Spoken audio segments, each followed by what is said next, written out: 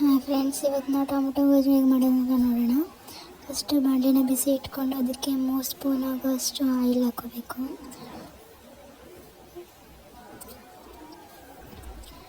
Oil ಚೆನ್ನಾಗಿ ಕಾಯ್ದ ಮೇಲೆ ಕಡಲೆಬೇಳೆನ ಹಾಕ್ಕೊತಾ ಇದ್ದೀನಿ. ಕಡಲೆಬೇಳೆ ಹಾಕಿದ್ಮೇಲೆ ಸ್ವಲ್ಪ ಚೆನ್ನಾಗಿ ಫ್ರೈ ಆಗಬೇಕು ಕಡಲೆಬೇಳೆ. ಅದಾದಮೇಲೆ ಸ್ವಲ್ಪ ಸಾಸಿವೆ ಹಾಕ್ಕೊಳ್ಳೋಣ. ಸಾಸಿವೆ ಹಾಕೊಂಡ್ಮೇಲೆ ಅದನ್ನು ಚೆನ್ನಾಗಿ ಫ್ರೈ ಮಾಡ್ಕೊಳ್ಳೋಣ. ಈಗ ಕರಿಬೇವು ಸೊಪ್ಪು ಹಾಕ್ಕೊತಾ ಇದ್ದೀನಿ. ಸ್ವಲ್ಪ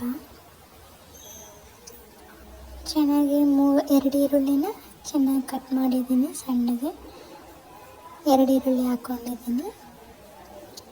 ಅದನ್ನು ಫ್ರೈ ಮಾಡ್ಕೊಳ್ಳೋಣ ಚೆನ್ನಾಗಿ.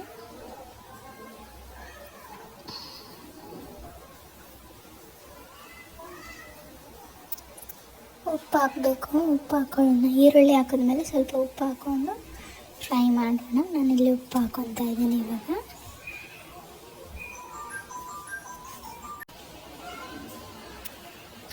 ಉಪ್ಪು ಹಾಕಿದ್ಮೇಲೆ ಸ್ವಲ್ಪ ಚೆನ್ನಾಗಿ ಫ್ರೈ ಮಾಡ್ಕೊಳ್ಳೋಣ. ಹೈ ಫ್ಲೇಮ್ ಇಟ್ಕೊಂಡು ಫ್ರೈ ಮಾಡ್ಕೊಳ್ಳೋಣ. ಇವಾಗ 4ರಿಂದ 5 ಟೊಮೆಟೊನ ಸಣ್ಣದಾಗಿ ಹೆಚ್ಚಿಟ್ಕೊಂಡಿದ್ದೀನಿ ನಾನು. ಅದನ್ನು ಹಾಕ್ಕೊಂಡು ಚೆನ್ನಾಗಿ ಇವಾಗ ಫ್ರೈ ಮಾಡೋಣ. ಫ್ರೈ ಮಾಡೋಕ್ಕೆ ಮುಂಚೆನೇ ನಾನು ಖಾರದ ಪುಡಿ, ಸಾಂಬಾರು ಪುಡಿ ಹಾಕ್ಕೊತಾ ಇದ್ದೀನಿ. ನಿಮಗೆ ಬೇಕು ಅಂದರೆ ಅರಿಶಿನ ಹಾಕೋಬೋದು. ನಾನಿಲ್ಲ ಅರಿಶಿನ ಹಾಕ್ಕೊತೀನಿ ಸ್ವಲ್ಪ. ನೀವು ಬೇಕಂದರೆ ಹಾಕೊಳ್ಳಿ, ಇಲ್ಲ ಅಂದರೆ ಬೇಡ.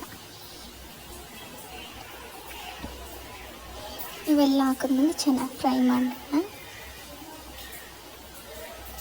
ಸಾಲ್ಟನ್ನು ನಿಮಗೆ ಎಷ್ಟು ಬೇಕೋ ಅಷ್ಟು ಹಾಕ್ಕೊಳ್ಳಿ. ನಾನು ಮುಂಚೆನೇ ಸ್ವಲ್ಪ ಹಾಕಿದ್ದೀನಿ, ಲಾಸ್ಟಾಗಿ ಸ್ವಲ್ಪ ಹಾಕ್ಕೊತೀನಿ. ಇದಾದಮೇಲೆ ಪ್ಲೇಟ್ ಮುಚ್ಚಿಬಿಡೋಣ.